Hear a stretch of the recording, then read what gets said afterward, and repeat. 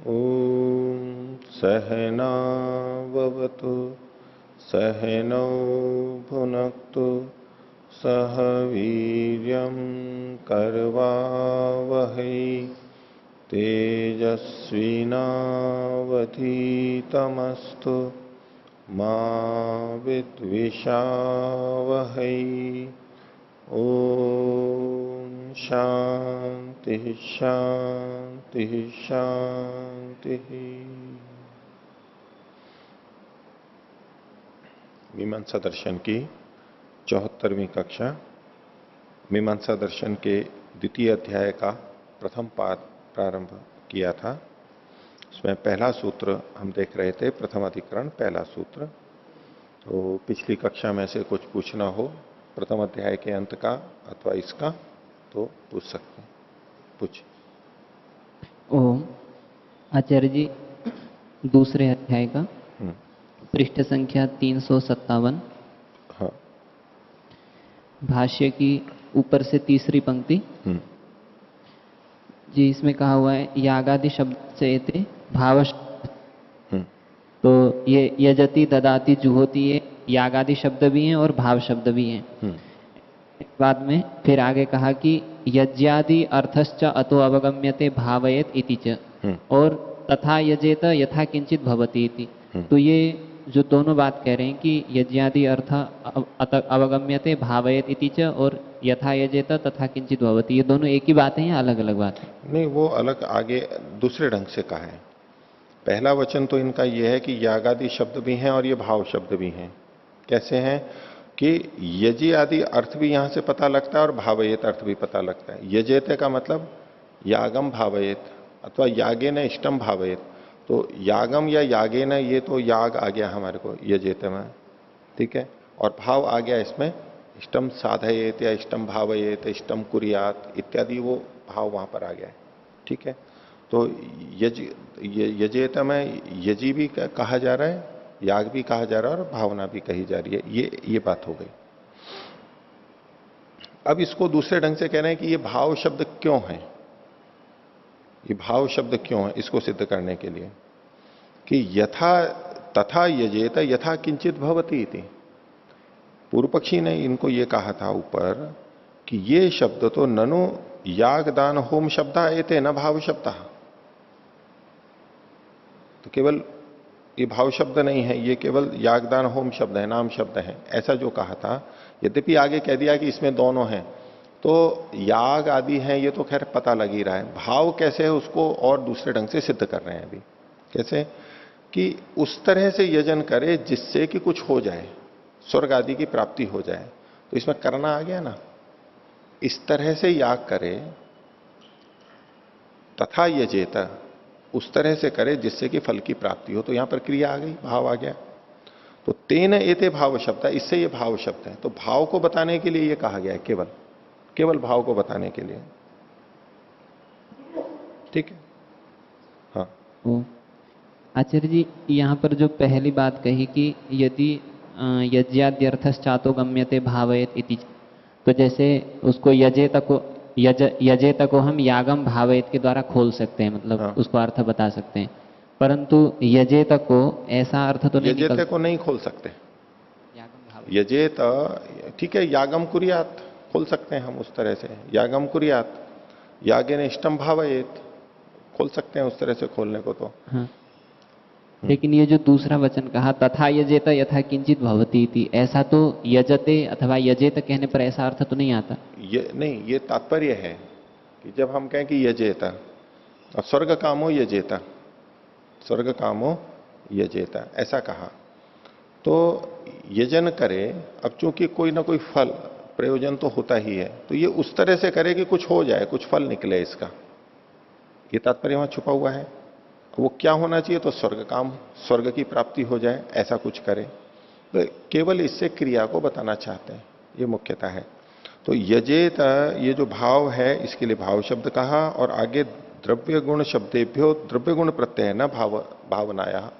दूसरे जो पक्ष में बचे द्रव्य गुण शब्द है, उससे द्रव्य गुण का ज्ञान होता है, भावना का नहीं होता है। यजेता में भावना का होता है ऐसा, यद्यपि द्रव्य भी वहां पर छुपा हुआ है, लेकिन उसको भाव शब्द कह दिया उन्होंने। भावना का वहां से होता है और इनका द्रव्य गुण का ज्ञान होता है, भावना का नहीं होता है। अतस्तेन भाव शब्दाः इति, ये भाव शब्द नहीं है। जी आचार्य जी, और दूसरा प्रश्न है, भाष्य की जो सबसे अंतिम पंक्ति में लिखा हुआ था किम तावत प्राप्ति अविशेषण, तो इसमें अविशेषण है, ये उसके लिए कह रहे हैं कि जो पहले है या द्रव्य गुण शब्द है, तो ये दो शब्द के विषय में चर्चा चल रही थी। तो किम तावत प्राप्तम तो कहते हैं अविशेषण, मतलब भाव शब्द और द्रव्य शब्द दोनों से ही धर्म का कथन होता है। धर्म का कथन होता है, सब शब्दों से होता है। हाँ, किम भाव शब्दे पे उतर द्रव्य गुण शब्दे पे, तो कहा विशेषण। हाँ। ठीक है। हाँ, और में आचार्य जी, हाँ, इसमें गुण शब्द लेंगे या नहीं लेंगे? गुण शब्द लेंगे ना। अविशेषण में गुण शब्द भी आया। हाँ, द्रव्य गुण शब्द सभी, द्रव्य गुण और भाव शब्द, क्रिया शब्द, तीनों। नाम शब्द द्रव्य और गुणवाची होंगे जी। नाम शब्द द्रव्य गुणवाची होंगे और आख्यात शब्द क्रियावाची होंगे। तो सबको ले लिया इन्होंने। हाँ, ठीक है।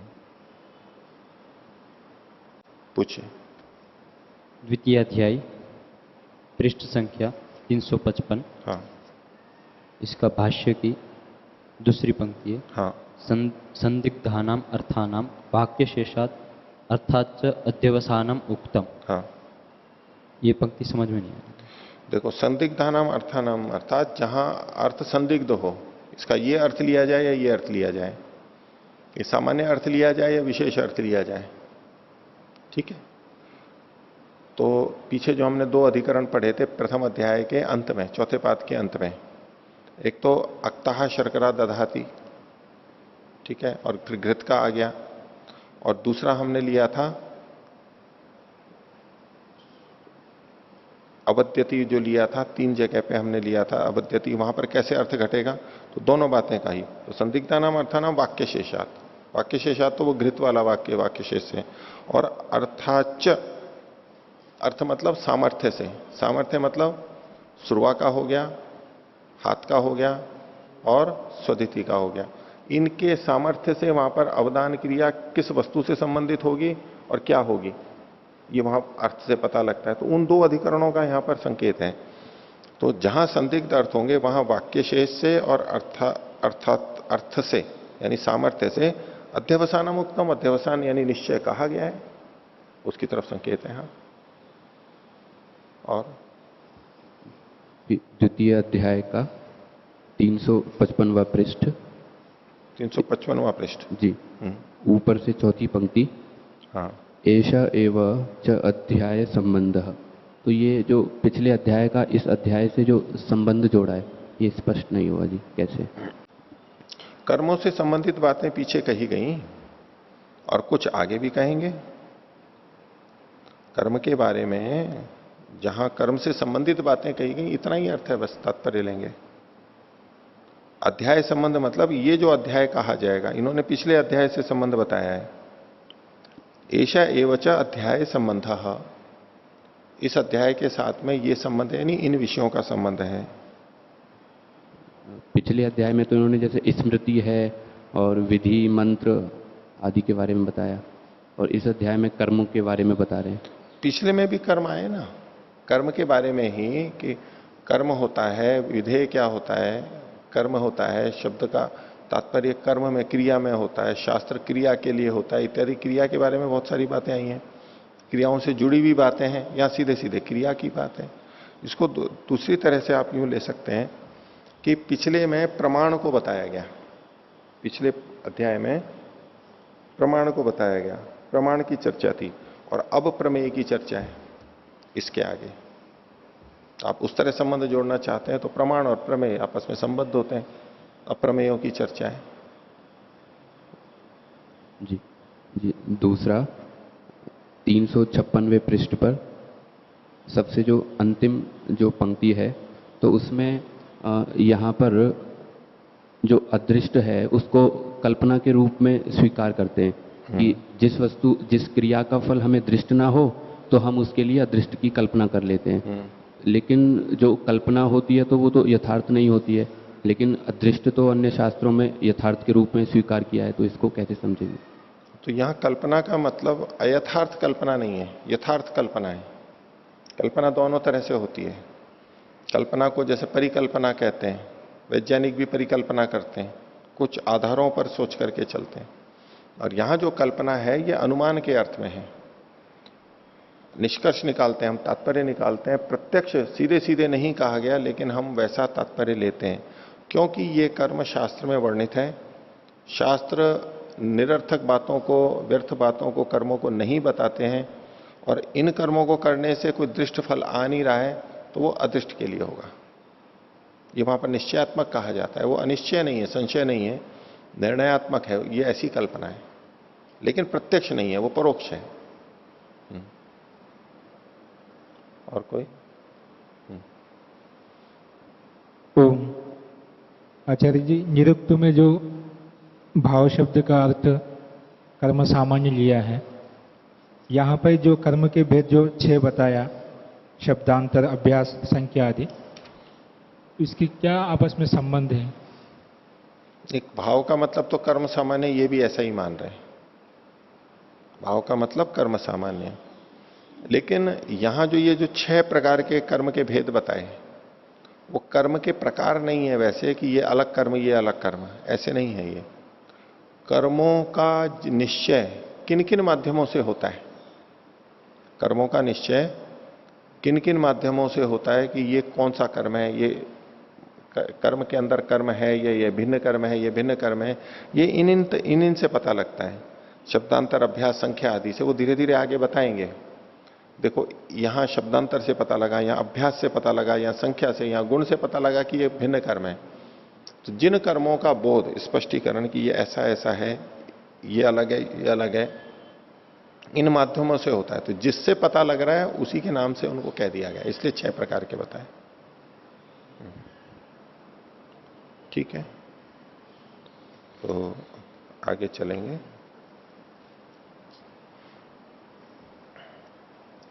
पृष्ठ संख्या 358, मीमांसा दर्शन के द्वितीय अध्याय का प्रथम पाठ देख रहे हैं हम। और इसमें प्रथम सूत्र को देखा था, उसके भाष्य को अब देखेंगे। प्रसंग यहां पर यह चल रहा था कि वाक्य में अनेक पद होते हैं, उन पदों के अपने अर्थ होते हैं। तो धर्म को या अर्थ को एक ही पद कहता है या सारे पद कहते हैं? वाक्यस्थ सारे पद धर्म या अर्थ को कहते हैं, या तो उनमें से एक ही पद कहता है। ये सारी चर्चा चल रही थी। सिद्धांति का मत है कि जो भाव शब्द हैं, क्रिया शब्द हैं, वो ही अर्थ को कहते हैं। बाकी शब्द तो उसी के साथ जुड़ करके एक ही अर्थ को कहते हैं, अलग अलग नहीं कहते हैं। उसी के संदर्भ में ये सारी चर्चा चल रही है। तो इन्होंने सूत्र में कहा था कि कर्म शब्दा भावार्था, कर्मवाची जो शब्द होते हैं, क्रियावाची जो शब्द होते हैं, वो भाव के अर्थ वाले होते हैं। और तेभ्य क्रिया प्रतीयत, उनसे क्रिया की प्रतीति होती है। ऐसे ही अर्थो विधीयते, और ये ही अर्थ यानी क्रिया रूप अर्थ यहां पर विहित होता है। क्रिया को ही यहां पर विधान के रूप में कहा जाता है। तो भाष्य देखिए अब, भावार्था कर्म शब्दा, ये तो सूत्र का जो भाग है जो का तो इन्होंने लिख दिया, भावार्था कर्म शब्दा। तेभ्य क्रिया प्रतीयत, तेभ्य क्रिया प्रतीयत, ये भी जो का तो सूत्र का अंश ही यहां पर ले लिया गया है। यजेत इत्येवम आदिभ्य, किनके द्वारा? यजेत इत्यादि शब्दों के द्वारा। कुतः, कैसे? तो भावार्थत्वादेव, ये भावार्थ है, भाव के अर्थ, भाव अर्थ को कहने वाले हैं, इसलिए इनसे ये इसकी प्रतीति होती है। आगे, ये आहु, जो लोग ऐसा कहते हैं, कोई यूं कहे क्या, किमपि भावयेत इति, कुछ भी भावना करें। भावयेत मतलब यचेत, यागेन, यागेन को यहां पर अंतर्भावित मानेंगे। जब हम ये कहते हैं यजेता, तो यजेता का क्या अर्थ करेंगे? यागेन भावयेत, किमपि भावयेत, किम भावयेत इति न उक्तम, क्या भावना करे ये नहीं कहा गया, बस याग से, यागेन भावयेत, याग से भावना करे। अथवा इष्टम कह देंगे, यागेन इष्टम भावयेत, लेकिन वो इष्ट क्या है ये नहीं कहा गया। तो जो ये कहते हैं किमपि भावेत, कुछ भी भावना करे याग के द्वारा, तो वो उस जगह पे ते स्वर्ग काम पद संबंधात स्वर्गम भावयेत इति ब्रूयुः। तो वहां पर चूंकि स्वर्ग काम शब्द है, स्वर्ग कामो यजेता, स्वर्ग कामो यजेता, तो यहां चूंकि स्वर्ग काम शब्द साथ में पढ़ा गया, जिसको स्वर्ग की इच्छा है, तो उस शब्द के संबंध से यहां पर स्वर्गम भावयेत, यागे न स्वर्गम भावयेत, उसको यहां कहना चाहिए, कुछ भी नहीं, जो वहां पर अर्थ कहा गया है, फल कहा गया है, उसको कहना चाहिए। तस्मात् तेभ्य क्रिया प्रतीयेत, इसलिए उनकी, उनसे, उन शब्दों से यानी यजेत आदि शब्दों से क्रिया की प्रतीति होवे, क्रिया की प्रतीति होवे। किससे संबंधित क्रिया की? तो फल से क्रिया, फल की क्रिया है, फल को प्राप्त, फल से संबंधित क्रिया है, फल को प्राप्त करने के लिए क्रिया है, तो कहा फल से क्रिया। उसी क्रिया शब्द को इन्होंने आगे खोल दिया, करणम निष्पत्ति ही इति, क्रिया को ही खोला है, बराबर लगा जी, क्रिया बराबर करणम बराबर निष्पत्ति ही इति। फल की क्रिया, फल का करना और फल की निष्पत्ति एक ही बात है। तेज यागदान होम संबद्धा स्वर्ग से उत्पत्ति बदंती, ये जो शब्द हैं, ये ते का मतलब है, ये जो भावार्थक शब्द हैं, ये यागदान होम से संबद्ध होते हुए, भावार्थक शब्द हैं तो कोई ना कोई क्रिया करेंगे, अब वो भावयेत, कुर्यात, ये सब शब्द जो का जो प्रयोग करेंगे, तो किसको करेगा?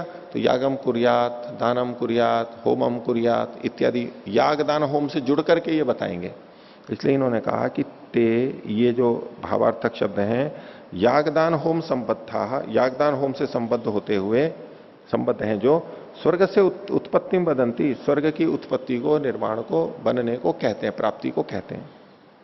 कुतः, क्यों, कैसे कहते हैं? तो एष ही अर्थो विधीयते, क्योंकि यही अर्थ वहां पर विधान किया जा रहा है, इसके करने से यह प्राप्ति होगी, यही यहां पर विहित किया जा रहा है। यथा, जैसे कि यागादिना, याग आदि के द्वारा। अब इसको खोलने के लिए कि यह अर्थ कैसे निकलता है, तो कहा स्वर्ग काम केन भावयेत स्वर्गम, जो स्वर्ग की कामना वाला है वो केन स्वर्गम भावयेत, किससे स्वर्ग को प्राप्त करें, स्वर्ग की स्थिति कैसे बनाए?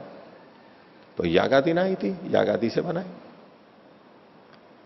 आगे, यस्य च शब्दस्य अर्थेन फलम साध्यते तेन अपूर्वम कृत्वा नान्यथा इति, कह रहे हैं कि जिस शब्द का, यस्य च शब्दस्य, जिस शब्द का अर्थेन, अर्थेन मतलब धर्मेण, जिस शब्द के अर्थ से यानी जिस शब्द के धर्म से, क्योंकि वहां पर 14 लक्षणों अर्थो धर्म, अर्थ और धर्म हम एक मान करके चल रहे हैं, तो जिस शब्द के अर्थ से यानी धर्म से, फलम क्रिया से, फलम साध्यते, फल की सिद्धि होती है, जिस शब्द के अर्थ से फल की सिद्धि होती है, तेना, उस अर्थ के द्वारा, अपूर्वम कृत्वा, अपूर्व को करके फल की सिद्धि होती है, नान्य था, और कोई उपाय नहीं है। कहना क्या चाह रहे हैं? शब्द ने अर्थ को कहा यानी धर्म को कहा यानी क्रिया को कहा, और उस क्रिया से फल की उत्पत्ति हो रही है, क्योंकि उस क्रिया से फल की प्राप्ति होगी, क्रिया से फल की उत्पत्ति हो रही है। तो ये जो शब्द, क्रिया और फल, ये जो 3 चरण हैं, यहां पर फल और यहां पर अर्थ यानी क्रिया, धर्म और उसके बाद में फल, ये जो बीच में चीज है, तो ये तेना अपूर्वम कृत्वा, अर्थ के द्वारा जब फल की उत्पत्ति होती है तो अपूर्व को करते हुए होती है, देन उससे पहले अपूर्व बनता है यानी भाग्य बनता है, तो ये होती है। तेना अपूर्वम कृत्वा, नान्य था, और कोई उपाय नहीं है, क्योंकि शब्द से जो अर्थ आया, जो धर्म आया, जो क्रिया आई, वो तो थोड़ी देर रहेगी, जब तक चल रही है फिर समाप्त, और फल आएगा बाद में, और उस क्रिया से फल आएगा, क्रिया है ही नहीं तो फल कहां से आएगा? क्रिया तो हो चुकी, अगर क्रिया से ही फल आना होता तो उसी समय आ जाता, और क्रिया है और फल नहीं है, और क्रिया समाप्त हो गई, अब फल भी नहीं आ सकता, लेकिन फल की बात फिर भी कही जा रही है। तो क्रिया से यानी अर्थ से, धर्म से, क्रिया से अपूर्व की उत्पत्ति होकर के ही फल की उत्पत्ति होती है, ऐसे नहीं होती है, सीधे नहीं होती, नान्यथा। पंक्ति फिर देख लीजिए, यस्य च शब्दस्य अर्थेन फलम साध्यते, जिस शब्द के अर्थ से फल की सिद्धि कही जा रही है, वो तेन अपूर्वम कृत्वा, उस अर्थ के द्वारा अपूर्व को करते हुए फल की सिद्धि कही जाती है, नान्यथा और कोई उपाय नहीं है। यानी अपूर्व को तो मानना पड़ेगा। ततो अपूर्वम गम्यते, इससे अपूर्व भी जाना जाता है उसी शब्द से। पीछे जो शंका आ रही थी, प्रश्न उठाया था कि किस पद से अर्थ का ज्ञान होता है, किस पद से धर्म का ज्ञान होता है, तो वहां पर अपूर्व शब्द भी आया था, किस शब्द से अपूर्व का ज्ञान होता है। तो इन्होंने कहा जिस भाव शब्द से अर्थ धर्म क्रिया का ज्ञान होता है उसी से अपूर्व का भी ज्ञान होता है, क्योंकि अर्थ के द्वारा सीधे सीधे फल नहीं लाया जाता, क्रिया के द्वारा फल नहीं लाया जाता, वो अपूर्व पूर्वक ही आता है, तो उसी शब्द से अपूर्व भी कहा जाएगा। तो ततो अपूर्वम गम्यते, उसी से अपूर्व भी जाना जाता है। अतो यस्तस्य वाचक है शब्द, तो जो उसका मतलब तस्य मतलब भावस्य, उस भाव का वाचक शब्द है, ततो अपूर्वम प्रतीयते, उसी से अपूर्व की भी प्रतीति होती है। जो भाव को क्रिया को कह रहा है शब्द, उसी से अपूर्व की प्रतीति होती है। ठीक है। तेन भाव शब्दा अपूर्व से चोदका इति ब्रूमा, इसलिए हम ये बात कहते हैं कि जो भाव शब्द हैं वो अपूर्व को बताने वाले होते हैं। भाव शब्द ही अर्थ को बताते हैं, धर्म को बताते हैं, और वही अपूर्व को भी बताने वाले होते हैं। आगे, न तो कश्चित शब्द साक्षात अपूर्व से वाचको अस्ति, लेकिन यह भी बात है कि इनमें से कोई भी शब्द सीधे सीधे अपूर्व का वाचक नहीं है। अग्निहोत्रम जुहियात स्वर्ग कामः, इसमें अपूर्व की बात ही नहीं आई है। ये जितने भी शब्द हैं इसमें अपूर्व बन करके होगा, भाग्य बन करके होगा, ये तो कहीं आया ही नहीं है। इस कर्म को करो ये फल होगा, इस कर्म को करो ये फल होगा, बस यही उल्लेख मिलता है। तो ये सारे वचन बिना अपूर्व को बताए हुए कह रहे हैं, यानी अपूर्व को कहने वाला शब्द यहां पर नहीं है। इसलिए इन्होंने कहा न तो कच्चित शब्द साक्षात अपूर्व से वाचको अस्ति, सीधे सीधे बताने वाला नहीं है, लेकिन हाँ तात्पर्य से तो निकल करके आता है। इन शब्दों में क्या होता है, परस्पर सहयोग, कि भावार्थी किमपि भावयितव्यम, जो भाववाची शब्द होता है, उसके अर्थ के द्वारा कुछ न कुछ भावना की जानी होती है, कुछ न कुछ प्राप्ति की जानी होती है। क्रियावाची शब्दों के अर्थ से यानी क्रिया से कुछ न कुछ सिद्ध किया जाना होता है, किमपि भावयितव्यम। और दूसरी तरफ स्वर्ग काम से च केनापि भाव्यता इति, और स्वर्ग काम की यानी स्वर्ग की किसी न किसी के द्वारा भाव्यता होती है, कि स्वर्ग को किसी न किसी के द्वारा सिद्ध किया जाएगा। याग आदि क्रिया के द्वारा कुछ न कुछ सिद्ध किया जाएगा। अब कुछ न कुछ सिद्ध जो होगा उसमें स्वर्ग ले लिया कि स्वर्ग को किसी न किसी के द्वारा सिद्ध किया जाएगा। इस कर्म के द्वारा कोई ना कोई फल प्राप्त होगा, ये फल किसी न किसी क्रिया के द्वारा प्राप्त होगा। ठीक है, दोनों तरफ से कह सकते हैं। तो दोनों अधूरे अधूरे हैं, इसलिए इन्होंने कहा तयोर नष्टाश्व दग्ध रथवत संप्रयोग। दग्ध नष्ट अश्व और दग्ध रथ, नष्ट अश्व का मतलब है जिसका घोड़ा नष्ट हो गया है, और दग्ध रथ मतलब जिसका रथ जल गया है। तो दो रथ थे, दोनों में घोड़े भी थे और रथ भी था। एक का रथ जल गया और एक का घोड़ा मर गया, तो अब क्या करेंगे, एक का घोड़ा और एक का रथ मिला करके, जो दो जने अलग अलग चल रहे थे दो अलग अलग रथों पे, वो दोनों एक ही रथ पे बैठ जाएंगे और उससे यात्रा करेंगे। इसी को दूसरे शब्दों में कहते हैं अंधपंगु न्याय। अंधपंगु न्याय, एक अंधा है और एक लूला है। लूला मतलब बिना पैर वाला है, लंगड़ा है। तो अंधे ने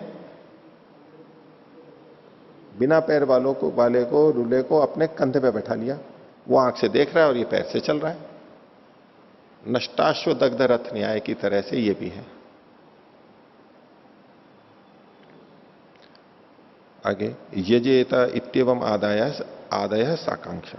अब कह रहे हैं कि यजेत, ये जो शब्द है ये साकांक्ष है, इसमें आकांक्षा है, कुछ कामनाएं जुड़ी हुई हैं, इच्छा, पूरी इच्छा तृप्त नहीं हुई है, निराकांक्ष नहीं हुए हैं। तो कैसे, तो कहा यजेत, यजेत शब्द जब हम बोलते हैं तो किम केन कथम इति, ये साथ में प्रश्न जुड़ जाते हैं। किम केन कथमति, कथम इति, उसमें हम क्या कहते हैं, किम भावयेत, केन भावयेत और कथम भावयेत। क्या कहेंगे, किम भावयेत, किम भावयेत, स्वर्गम भावेत, इष्टम भावेत, इष्टम भावेत, स्वर्गम भावेत, केन भावेत, यागेन भावेत, और कथम भावेत, तो कथम भावेत का यहां पर अर्थ लेते हैं अपूर्वम कृत्वा भावेत, अपूर्व को करके ये सिद्ध करेगा। ये क्रिया अपूर्व को उत्पन्न करके और फल को सिद्ध करेगी। तो किम भावेत तो स्वर्गम भावेत, केन भावेत तो यागेन भावेत, और कथम कृत्वा भावेत तो कहा अपूर्वम कृत्वा भावेत। आगे स्वर्ग काम इत्यनेन प्रयोजनेन निराकांक्षा, निराकांक्षा के बाद जो पूर्ण विराम है उसको अल्प विराम में ले लीजिए, अल्प विराम। तो स्वर्ग काम इत्यनेन प्रयोजनेन, स्वर्ग काम इस प्रयोजन के द्वारा, यानी स्वर्ग प्रयोजन है वहां पर, इसके द्वारा ये निराकांक्ष हो जाते हैं। कौन? यजेता इत्येवम आदय, यजेता आदि जो है वहां स्वर्ग काम जब आ जाता है तो उससे वो निराकांक्ष हो जाते हैं कि भाई यजन क्यों करें, तो बोले स्वर्ग की प्राप्ति के लिए करें, तो ये निराकांक्ष हो जाते हैं। लेकिन नैव द्रव्य गुण शब्दाः, जो द्रव्य गुण शब्द हैं वो स्वर्ग काम आदि शब्द से निराकांक्ष नहीं हो जाते, प्रयोजन के आने पे निराकांक्ष नहीं हो जाते। इसको दो तरह से अर्थ किया युधिष्ठिर जी ने, नैव द्रव्य गुण शब्दाः, द्रव्य गुण शब्द एक तो है कि निराकांक्ष नहीं होते और दूसरा साकांक्ष नहीं होते। पीछे देखिए चौथी पंक्ति के प्रारंभ में लिखा था यजेत इत्यवम आदय साकांक्षा, तो यजेत ये भाव शब्द है, इसके विपरीत द्रव्य और गुण शब्द, द्रव्य गुण शब्द होते हैं। तो नैव द्रव्य गुण शब्द, द्रव्य गुण शब्द साकांक्ष नहीं होते हैं। यजेत शब्द तो साकांक्ष है, द्रव्य गुण शब्द साकांक्ष नहीं होते, एक तो ये हुआ। दूसरा क्या कहा था कि ये जो यजेत शब्द है ये स्वर्ग काम इस शब्द इसके द्वारा, इस प्रयोजन के द्वारा निराकांक्ष हो जाता है। तो द्रव्य और गुण शब्द प्रयोजन वचन से निराकांक्ष नहीं होते। द्रव्य गुण शब्द न तो साकांक्ष हैं और प्रयोजन को के प्रयोजनवाची शब्द के माध्यम से सहयोग से वो निराकांक्ष भी नहीं होते। युधिष्ठिर जी ने इस तरह से अर्थ किया है। आगे तस्मात् भावार्थाः कर्म शब्दाः अपूर्वम चोदयंती थी, इसलिए जो भाववाची कर्म शब्द हैं वे अपूर्व को बताते हैं। अपूर्व को बताने वाला कौन शब्द होगा? क्रियावाची शब्द ही होगा, अन्य शब्द अपूर्व को नहीं बताएंगे। ये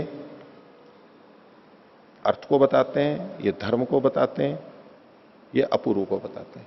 इनको बताने वाला जो सीधा शब्द है वो ये है।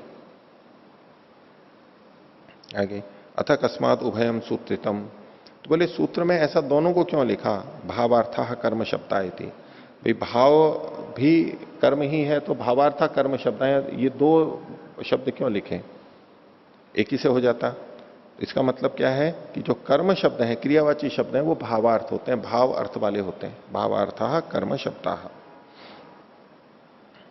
उच्यते, इसका उत्तर दे रहे हैं भवंती केचित कर्म शब्दाः, कुछ शब्द केवल कर्म शब्द होते हैं, वो भाव शब्द नहीं होते हैं। कर्म मतलब याग आदि कर्म, न भावार्था, यानी भावना को वो नहीं बताते। जैसे यथा शेन चित्रादय, शेन और चित्रादि जो शब्द हैं, शेनेन यजेत, चित्रया यजेत इत्यादि जो हैं, ये शब्द केवल याग के नाम है, कर्मवाची हैं, ये भाववाची नहीं है, क्रिया को नहीं बताते। तो शेन है ये तो द्रव्य को बताता है, और चित्र है ये गुण को बताता है। द्रव्यवाची और गुणवाची का एक एक उदाहरण लिया है ये।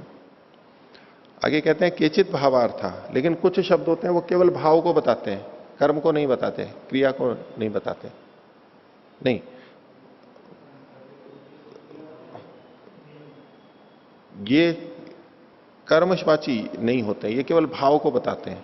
पहले जो बताए थे वो कैसे थे कि कुछ कर्म शब्द ऐसे होते हैं कि वो भावार्थ नहीं होते हैं, यानी द्रव्य और गुण को बताते हैं, और कुछ शब्द होते हैं जो केवल भाव को, क्रिया को बताते हैं, द्रव्य और गुण को नहीं बताते। आगे स्वयं लिखते हैं केचित भावार्था न कर्म शब्दा है थी, वो कर्मवाची नहीं होते, वो द्रव्य न कर्म शब्दा, क्रिया के वाचक शब्द नहीं होते हैं। वो याग जो कर्म है उसके वाचक नहीं होते। केचित भावार्था न कर्म शब्दा, जैसे कि कर्म का मतलब यहां पर क्रिया नहीं है, नहीं, याग आदि जो कर्म है ना उनको कह रहे हैं, क्रिया मात्र को नहीं कह रहे हैं। क्योंकि ये भावार्थ है तो भाव को तो, भाव का मतलब क्रिया, क्रिया को तो ये कह ही रहे हैं। कैसे शब्द हैं उसके लिए आगे उन्होंने कहा यथा भवनम भावो भूति रीति, या उन्होंने भू धातु का प्रयोग किया है। वैसे क्री भू अस तीनों में से किसी का भी प्रयोग हो सकता था, उन्होंने भू का किया। तो भवनम जो है ये वर्तमान काल को बता रहा है, भाव ये भविष्यत काल को बता रहा है, और भूति ये भूतकाल को बता रहा है। तीनों कालों की दृष्टि से भू धातु के ये तीन प्रयोग यहां पर इन्होंने लिख दिए हैं। ये केवल भाववाची हैं, किसी क्रिया को नहीं बता रहे हैं, मतलब याग आदि क्रिया को नहीं बता रहे हैं। पूर्व पक्षी अब पूछ रहा है किम पुनर् यह उदाहरणम, इसके लिए कोई उदाहरण दीजिए, ऐसा उदाहरण जो भावार्थ भी हो और कर्म शब्द भी हो, कर्म शब्द भी हो और भाव को भी कह रहा हूं। क्योंकि हमारे यहां सूत्र में जो कहा गया था भावार्थः कर्म शब्द, कर्म शब्द हैं वो भाव को कहते हैं। इन्होंने कहा, पहले कहा कि कुछ कर्म शब्द हैं वो भाव के लिए नहीं होते हैं, और कुछ भाव के लिए होते हैं लेकिन वो कर्म शब्द नहीं होते हैं। कुछ कर्म शब्द होते हैं लेकिन भाव के लिए नहीं होते, और कुछ भाव के लिए होते हैं लेकिन कर्म शब्द नहीं होते हैं।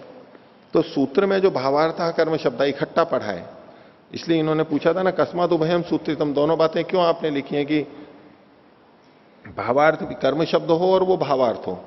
सीधे कह देते भावार्थ होते हैं, जो भाव अर्थ वाले होते हैं वो कह देते हैं। बोले नहीं, जो कर्म शब्द होते हुए भाव को कहने वाले होते हैं वो शब्द, जो यागादि कर्म को कहते हुए भावना को भी कह रहे होते हैं, उनका ग्रहण करना। इसलिए दोनों शब्दों का ग्रहण किया है। इसलिए पूर्व पक्षी पूछ रहा है आगे कि किम पुनर् इधर उदाहरणम, ये जो आपने कहा भावार्था कर्म शब्दा, ये दोनों चीजें जहां पर हों, इसका कौन सा उदाहरण बनेगा? पीछे वाले तो उदाहरण नहीं बनेंगे। तो सिद्धांति कहता है शेनेन अभिचरण यजेत, शेन से अभिचार करता हुआ यजन करे, चित्रया यजेत पशु काम, ये यहां पर दोनों बातें हैं। लेकिन शब्द के लिए कह रहे हैं, ये यजेत के लिए कह रहे हैं। इन दोनों वाक्यों में यजेत शब्द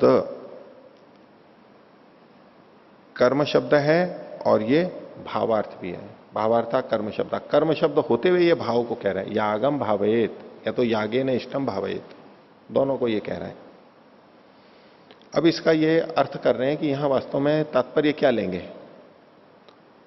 तो किम शेनेन अभिचरण उत यजेत अभिचरण इति, ध्यान देना इस बात पे।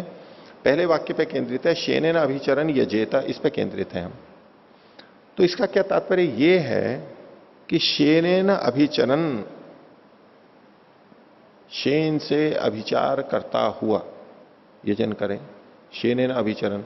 अगर इस तरह से हम वाक्य बनाते हैं, अर्थबोध लेते हैं, तो ये शेन शब्द क्या है? गुणवाची बनेगा। पीछे हम देख करके आए कि गुणवाची है या नामधेय है। तो शेनेन अभिचरण ऐसा जब अर्थ करेंगे, इसका मतलब है शेन को यहां पर गुण बनाया जा रहा है। अब दूसरा क्या है? उत अथवा यजेत अभिचरण इति, इसमें यजेत अभिचरण को ऐसे बोलिए समझने के लिए, अभिचरण यजेत। पहला था शेनेन अभिचरण, दूसरा है अभिचरण यजेत, अभिचार करता हुआ यजन करे। तो अभिचार क्या करता हुआ? शेनेन अभिचरण यजेत, शेन यहां पर जुड़ जाएगा। अब यहां पर शेन नामवाची है, नामधेय है, अब गुण नहीं है। शेन नामक याग से अभिचरण करता हुआ इष्टम भावयेत, इष्ट की भावना करें। शेनेन अभिचरणीति, यजेत अभिचरणीति। तो देखिए, शेनेन अभिचरण उत यजेत अभिचरणीति, ये दोनों को पलट करके बोल रहे हैं। इसमें से जो पहला वाला है शेनेन अभिचरण, इसमें शेन गुण है और ये इस तरह से अर्थ करना इष्ट नहीं है, ये ठीक नहीं है।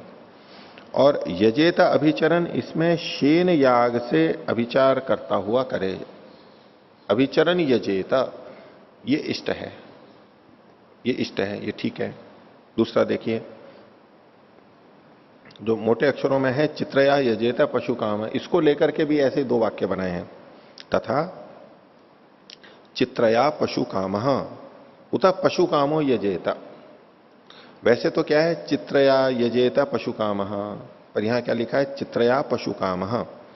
तो चित्रया पशु काम है, जब हम अर्थ लेंगे तो चित्रया ये गुण हो जाएगा, गुण विधि होगी। चित्रया ये अनिष्ट है, ऐसा अर्थ नहीं लेना है। उत पशु कामो यजेत, जो पशु कामना वाला है वो चित्रा नाम के याग को करे। चित्रा नाम के याग को करे, जो पशु को चाहता है, ये इष्ट है अर्थ। तो स्थिते एतस्मिन् अधिकरणे गुण विधि नामधेयम इति विचारो भविष्यति। बोले इस अधिकरण के स्थित होने पर, यानी सिद्ध होने पर, कौन सा अधिकरण, कि वाक्य में से कौन सा पद अपूर्व का या अर्थ का धर्म का बोधक होता है, ये निश्चय होने पर ये निश्चित होगा अंतिम तो कि ये गुण विधि है या नामधेय है, विचारो भविष्यति। यद्यपि ये हम पहले करके आ चुके हैं, लेकिन उसके साथ साथ ये कह रहे हैं कि उसकी पूर्णता कब होगी, जब हमारे साथ में ये भी पता होगा कि शब्द कौन सा पद अपूर्व को या धर्म को, अर्थ को कहता है। तथा और उदाहरण दे रहे हैं, दर्श पूर्णमासाभ्याम स्वर्ग कामो यजेता इति। इस वाक्य में दर्श काल पूर्णमास इति च, दर्श भी एक काल है और पूर्णमास भी एक काल है। दर्श मतलब अमावस्या का, पूर्णमास तो पूर्णिमा है ही, ये कालवाची है। किम ताभ्याम स्वर्ग काम, अब ये कह रहे हैं किम ताभ्याम, ताभ्याम मतलब दर्श पूर्णमासाभ्याम, स्वर्ग काम, स्वर्ग की कामना वाला। अगर ताभ्याम मतलब दर्श पूर्णमासाभ्याम लिया और काल का प्रयोग किया तो ये गुण को ले कथन किया जा रहा है, इन गुणों के द्वारा स्वर्ग की कामना वाला करे। उत अथवा स्वर्ग कामो यजेता इति, जो स्वर्ग की कामना वाला है वो इस याग को, दर्श पूर्णमास याग को करे। ये यहां पर इष्ट है, या नाम लेंगे दर्श पूर्णमास का। यदि दर्श पूर्णमास को कालवाची मान के उसकी गुण विधि करेंगे तो गलत है, उसको नामवाची मानेंगे तो ठीक है। तो दर्श पूर्णमासाभ्याम इति च, अब इन वाक्यों को बता रहे हैं। दर्श पूर्णमासाभ्याम इति च, ये एक उदाहरण हो गया। शेनेन इति च, ये हो गया। चित्रया इति च, ये हो गया। नैते भाव वचना, ये जितने भी शब्द हैं ये भाववाचक यानी याग या कर्मवाचक नहीं है। क्रिया को नहीं कहते हैं ना, ये क्रिया को नहीं कहते, ये भाव को नहीं कहते, ये कर्म को नहीं कहते, ये याग को नहीं कहते। न चैशाम अर्थिना कश्चित संबंधो अस्ति, और इनका अर्थी के साथ में जो फल को चाहने वाला है उसके साथ संबंध नहीं है, यानी समानाधिकरण्य नहीं है।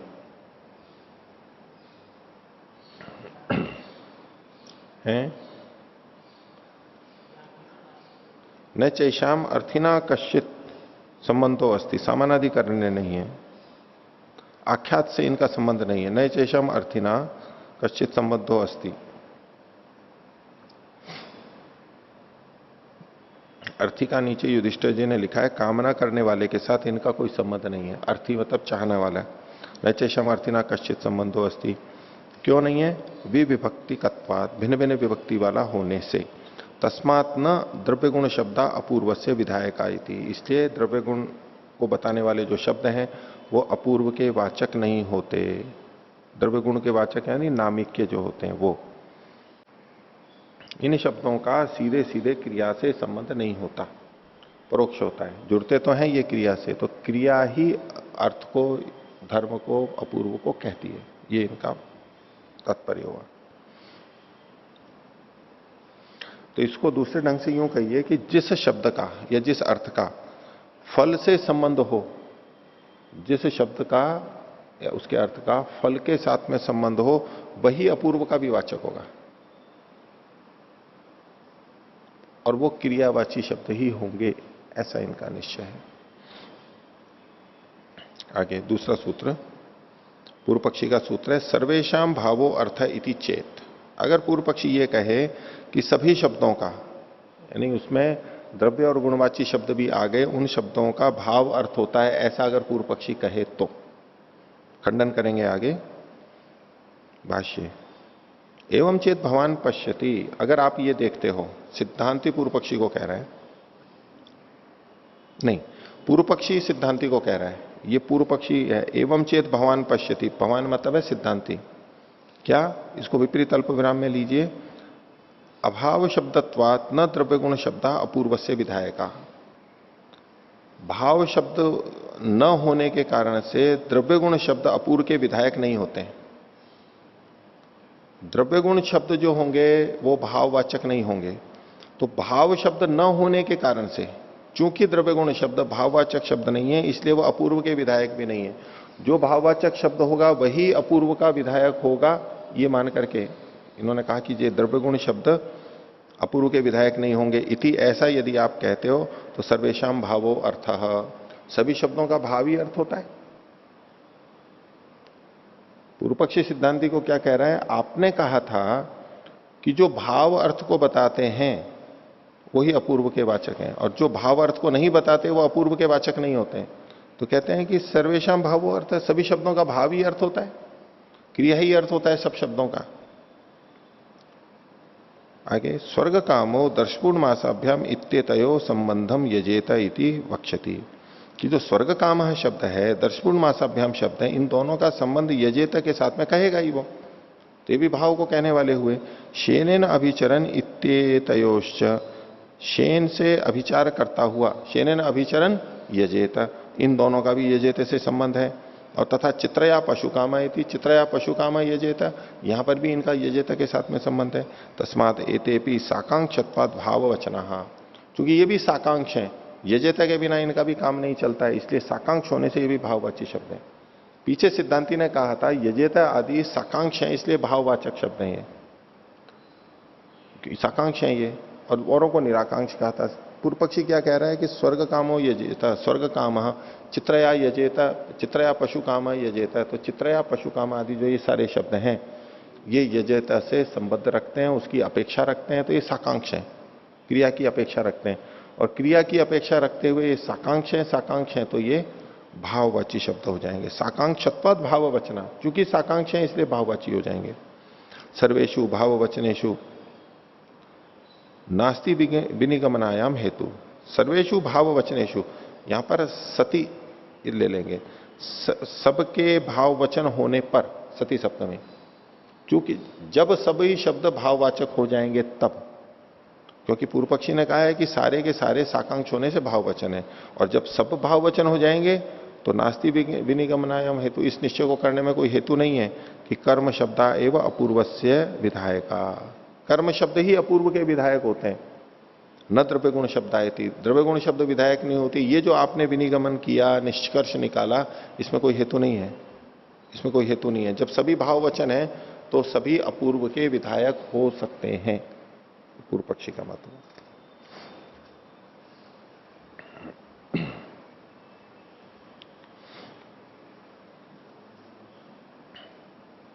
अब इसका उत्तर सिद्धांति दे रहा है, तीसरा सूत्र, येषाम उत्पत्तौ स्वे प्रयोगे रूपोपलब्धि तानि नामानि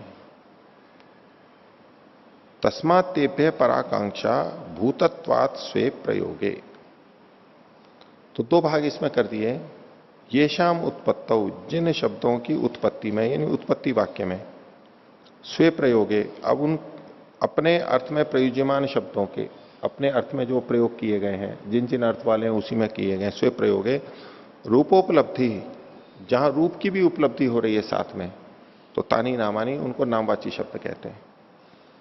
जिन शब्दों की उत्पत्ति वाक्य में उनका प्रयोग होने पर, प्रयोग के समय उनकी रूप की उपलब्धि भी होती है, तो वो सारे के सारे नामवाची शब्द होते हैं। तस्मात् तेभ्य पराकांक्षा, इसलिए उनसे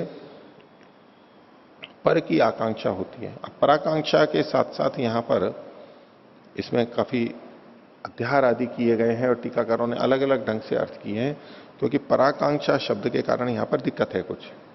तो या तो करते हैं पराकांक्षा न विद्यते, नहीं होती है, इसका अध्यार करते हैं, अध्यार करते हैं, अथवा चौथे सूत्र से लेते हैं। चौथे सूत्र को देखिए, तेषाम तु उत्पत्तौ अर्थे स्वे प्रयोगे न विद्यते तानी आख्यातानी, ये न विद्यते यहां पर है, इस न विद्यते को पहले ले लेते हैं, पूर्व में ले लेते हैं इसको। तो एक तो इस तरह से करते हैं, अथवा यहीं पर ही अध्याहार करते हैं, क्योंकि भाष्यकार ने भी ऐसा ही किया है और अन्य टीकाकार भी ऐसा करते हैं, यद्यपि शब्द नहीं है यहां पर। अथवा इसका दूसरे ढंग से अर्थ करते हैं, पराकांक्षा को करते हैं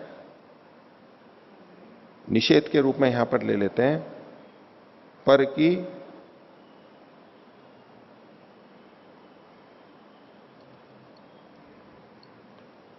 इसमें देखिए पृष्ठ संख्या 363 पर, बल्कि इसको 62 पे भी देख लीजिए, विशेष में दिया हुआ है इन्होंने तीसरी पंक्ति में। कुतूहल वृत्तिकार ने पराकांक्षा का विच्छेद पर आकांक्षा, पर आकांक्षा, आकांक्षा, पराकांक्षा, पर आकांक्षा, तो पर की आकांक्षा या कांक्षा नहीं है, आकांक्षा, ऐसा अर्थ करके उन्होंने निषेध अर्थ यहीं से लिया। और युधिष्ठिर जी का तात्पर्य है कि इसी में ही संधि विच्छेद की भिन्नता करके अर्थ निकाल लें, वो ज्यादा संगत है, बजाय इसके कि अगले सूत्र से लें या यहां पर अध्याहार करें, ये पक्ष ज्यादा प्रबल है। तो इसलिए इनसे पराकांक्षा, पर की आकांक्षा नहीं होती है, न विद्यते का तो अध्याहार करेंगे। क्यों नहीं होती है? तो स्वे प्रयोगे, अपने प्रयोग काल में, भूतत्वाद, इनके विद्यमान होने के कारण से, इनका जब प्रयोग होता है उस प्रयोग काल में ये यहां पर विद्यमान रहते हैं। इसको भाष्य से देखिए, ये शाम शब्दानाम उच्चारण उत्पत्तौ स्वे अर्थे प्रयुज्यमाना नाम रूपम उपलभ्यते। जिन शब्दों के उच्चारण की उत्पत्ति में, उच्चारण रूप उत्पत्ति में जब बोला जाता है उनको कहा जाता है, उस समय में अपने अर्थ में जो प्रयोग हो रहे हैं उन शब्दों की के रूप की उपलब्धि होती है। जब शब्द अपने अर्थों में प्रयोग हो रहा है और उनके रूप की उपलब्धि वहां पर हो रही है, तो यह सकृत उत्पन्नम कालांतरम तिष्ठति, जो कि एक बार उत्पन्न होने पर देर तक भी रहता है। कौन? वो जो उसका रूप है। शब्द को तो हमने एक बार बोला और उसी समय समाप्त हो जाता है, लेकिन उस शब्द का जो अर्थ है वो वहां पर विद्यमान है, वो देर तक रहता है। घड़ा कहा तो घड़ा शब्द तो चला गया, लेकिन जो घट है वो देर तक रहता है। तो सकृत उत्पन्नम कालांतरम तिष्ठति, एक बार उत्पन्न हुआ वो देर तक रहता है, ऐसा जो द्रव्य या गुण है। न क्रिया इव उत्पन्न मात्रम विनश्यति इति तानी नामानी, वो केवल क्रिया की तरह से उत्पन्न होते ही नष्ट हो जाता है, ऐसा नहीं होता है, वो देर काल तक रहते हैं। तानी नामानी, ऐसे शब्द नामवाची कहलाते हैं। और ते द्रव्य गुण शब्द, वो द्रव्य और गुण को बताने वाले शब्द होते हैं। ईदृशो द्रव्य गुण शब्दानाम अर्थ, द्रव्य गुण शब्दों का ये इस प्रकार का अर्थ होता है। तो ते द्रव्य गुण शब्द इति वक्तव्य तानी नामानी इति सूत्रितम, सूत्र में देखिए एक अंश दिया इन्होंने तानी नामानी। सूत्र क्या था? येषाम उत्पत्तौ स्वे प्रयोगे रूपोपलब्धि तानी नामानी, वे नाम है। इसकी जगह क्या करना चाहिए था इनको? ते द्रव्य गुण शब्दाह, ये कहना चाहिए था, क्योंकि भाव शब्द को पहले बता दिया गया और द्रव्य और गुण शब्द कैसे होते हैं वो यहां बताया जा रहा है। तो देखिए भाष्य में जो तीसरी पंक्ति है, ते द्रव्य गुण शब्द इति वक्तव्य, यहां पर कहना तो ये चाहिए था वे द्रव्य गुण शब्द हैं, ते द्रव्य गुण शब्द इति वक्तव्य, ये कहना होने पर, विषय उपस्थित होने पर तानी नामानी इति सूत्रितम, तानी नामानी ये शब्द सूत्र में पढ़ दिया गया है। तो इससे क्या तात्पर्य निकाल रहे हैं वो आगे बता रहे हैं। अतो नामानी इति एषाम पर्याय शब्द, तो नाम ये इनका पर्याय शब्द है। द्रव्यवाची या गुणवाची जो शब्द हैं उनको नाम इससे भी कहा जा सकता है। नामानी, नाम इनका पर्यायवाची शब्द है। नाम कहो चाहे द्रव्य गुण शब्द कहो, एक ही बात है। कथम गम्यते, ये कैसे जाना जाता है? तो यत एषाम विभक्तयो नामिक्य उच्यन्ते, क्योंकि इनकी जो विभक्तियां हैं वो नामिकी विभक्ति कहलाती है, नामिक विभक्तियां कहलाती हैं, नाम वाली विभक्तियां कहलाती हैं। तो ये विभक्तियां जहां हैं वो नामिक्य होंगे, नाम से संबंधित होंगे। कथमास्ता, वो विभक्तियां कौन कौन सी हैं, कैसी हैं? तो उदाहरण के लिए कहा वृक्ष है वृक्षो वृक्षाः और शुक्ल है शुक्लो शुक्लाः इत्येवम् आदयः। तस्मात् सब में एक सूत्रितम, इसलिए सूत्र तो ठीक बनाया है, बल्कि इससे इन्होंने एक अतिरिक्त बात कह दी कि ये पर्यायवाची हैं। द्रव्य गुणवाची शब्द कहो चाहे नाम कहो, एक ही बात है। यत एषाम न क्षणिको अर्थः ततस्तेभ्य पराकांक्षा प्रधानाकांक्षा न विद्यते इति, चूंकि इनका कोई क्षणिक अर्थ नहीं है, देर तक रहता है, कर्म की तरह से क्षणिक नहीं है, देर तक रहता है, इसलिए ततस्तेभ्य, इसलिए यहां तेभ्य शब्द में चतुर्थी बहुवचन या पंचमी बहुवचन दोनों हो सकते हैं। ततस्तेभ्य पराकांक्षा, तो यहां पर जो अधिक संगत है वो चतुर्थी बहुवचन मुझे लगता है, इसलिए उनके लिए पर की आकांक्षा, पराकांक्षा को इन्होंने आगे खोला है प्रधानाकांक्षा, प्रधान की आकांक्षा। पर और अपर होता है, तो पर है वो प्रधान है, अपर है वो अप्रधान है, इस दृष्टि से तो पराकांक्षा शब्द को इन्होंने खोला प्रधानाकांक्षा। तो इनके लिए प्रधान की आकांक्षा न विद्यते, नहीं होती है, प्रधान से ये जुड़े हुए नहीं होते। नहीं शाम उत्पत्ति कर्तव्य, और इनकी उत्पत्ति भी नहीं करनी होती है। जब हम कहते हैं सोमेन यजेत, तो वहां पर सोम की उत्पत्ति नहीं करनी होती, सोम तो द्रव्य है।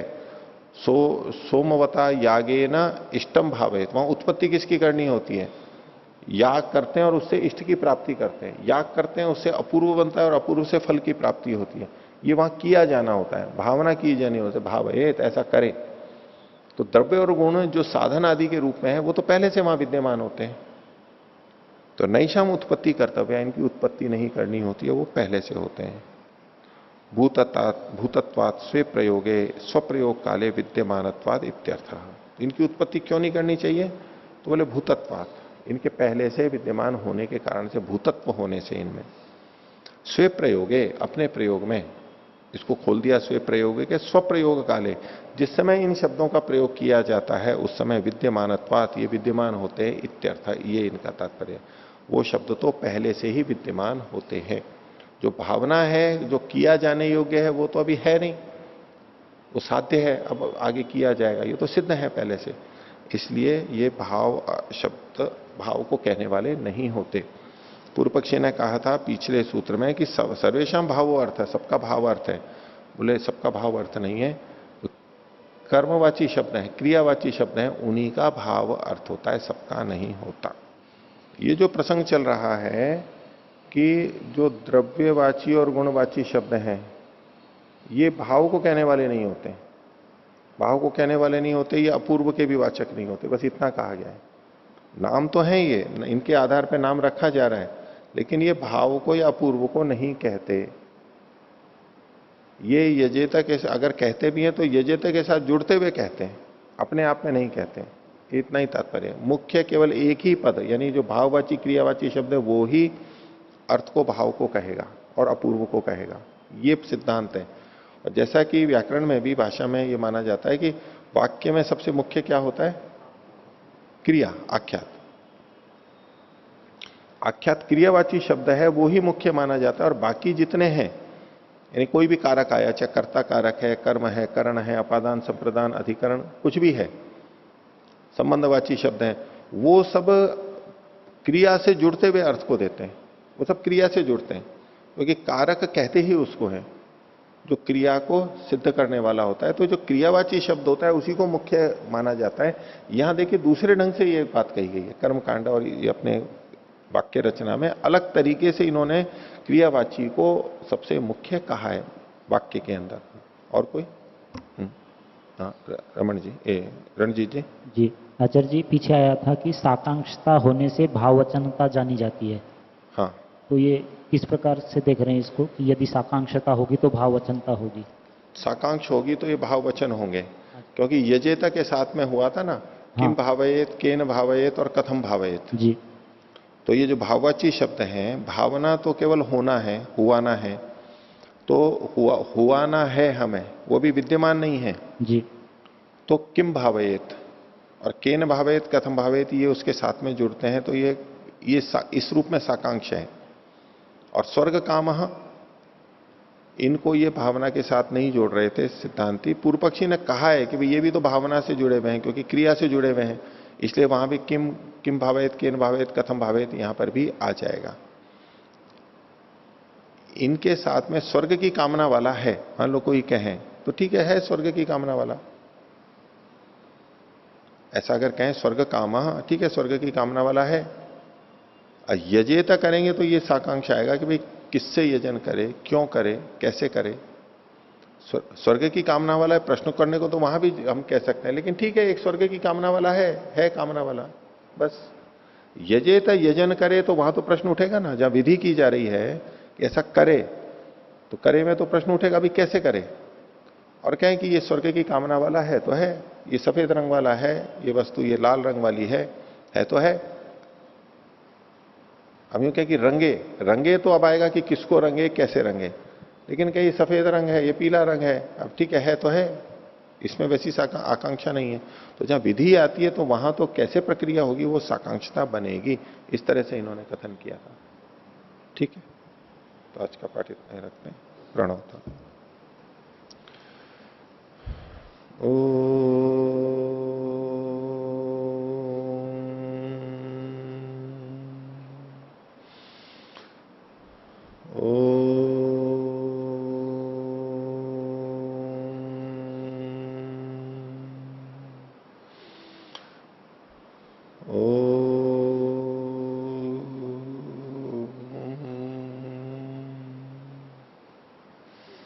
सभी को सदर्भ